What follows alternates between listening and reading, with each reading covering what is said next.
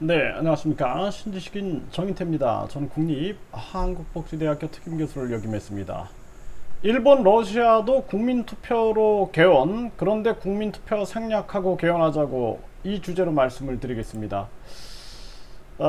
지금 이 김진표 국회의장이 개헌을 이 세계일보 기사를 보면 개헌 국민투표 대신 국회 합의하자 이런 엉뚱한 얘기를 하고 있어요. 네.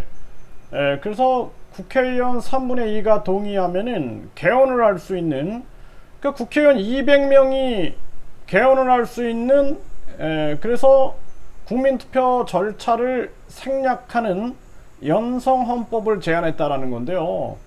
정말 기가 막힌 일이 아닐 수가 없습니다. 이 러시아도 보세요. 러시아는 헌법 개정 국민투표 7월 1일에 실시한다. 이렇게 푸틴이 종신집권 발판을 마련하기 위해서라도 국민투표를 한다라는 거예요. 국민투표. 그래서 러시아도 7월 1일에 국민투표가 실시돼 가지고 이 헌법을 개정할 때는 국민투표를 하는 겁니다. 네, 일본도 기시다 총리가 아베 전 총리 뜻 이어받아 헌법을 개정한다 이렇게 얘기를 하고 있는데요. 그러면은 이 기시다 혼자 할 수 있을까요? 국회의원들이 할 수 있을까요? 안 됩니다. 네, 그래서 중의원 참의원에서 개정안을 국회에 제출해서 국민투표를 통해 헌법 개정을 조기에 실현한다. 국민투표를 통해서 하는 거예요. 국민투표를 통해서.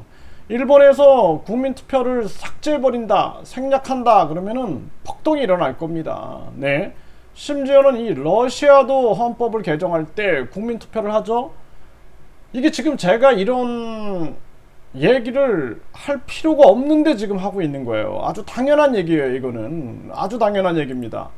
그래서 튀니지도 막강 대통령제 개헌 통과 국민투표서 94.6%가 찬성했다. 이 튀니지라는 국가도 국민투표를 통해서 하고 있죠. 칠레도 피노체트 헌법 운명은 9월 국민투표 찬반운동 개시 이렇게 나와 있죠. 그래서 우리나라에서 이 국민투표가 6번이 있었습니다. 6번이.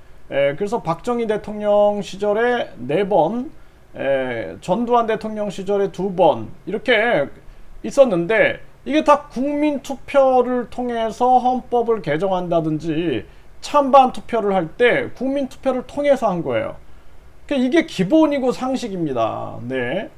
미국 같은 경우에는 이 워낙 이 주가 많잖아요. 그러니까 미국 같은 경우에는 어떻게 하고 있냐면은 상하 양원 3분의 2가 찬성하거나 전체 주 3분의 2의 찬성을 통해 개정 제안이 있어야 한다라는 거예요.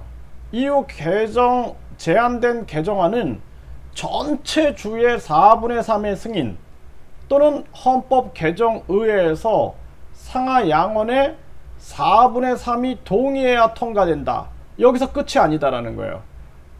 사안에 따라 모든 주에 거부권이 부여되어 다수의 동의가 있더라도 통과되지 못할 가능성이 있다라는 것입니다.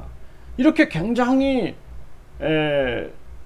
만장일치에 가까운 동의를 받는다라는 건 사실상 불가능하다 이렇게 얘기를 해요. 그래서 미국 같이 규모가 크고 다원적이면 많은 중대 이슈가 등장할 수밖에 없는 이 사회에서도 이 헌법 개정의 문제는 단순한 법의 적용을 위한 것이 아닌 너무나 중대한 사항이기 때문에 이렇게 복잡하게 만들어 놓은 겁니다. 그래서 미국의 우선 상하 양원 3분의 2가 찬성하거나 전체주 3분의 2의 찬성, 전체 주의 3분의 2가 찬성한다라는 게 이게 쉽지가 않은 거예요. 그 주민들에 대해서 다 의견을 물어야 되는 겁니다. 이후 제안된 개정안은 전체주 4분의 3의 승인, 전체주 4분의 3이 승인할 때 그 주민들이 다 승인을 해줘야 되는 거 아닙니까?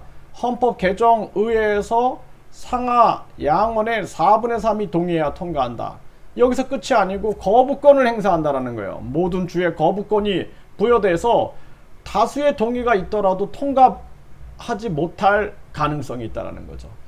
모든 주가 거부권을 가지고 있는데, 주민들이 거부권을 행사할 수 있는데, 그러니까 이 헌법을 200명이 이 헌법을 개정하자라는 이 발상은,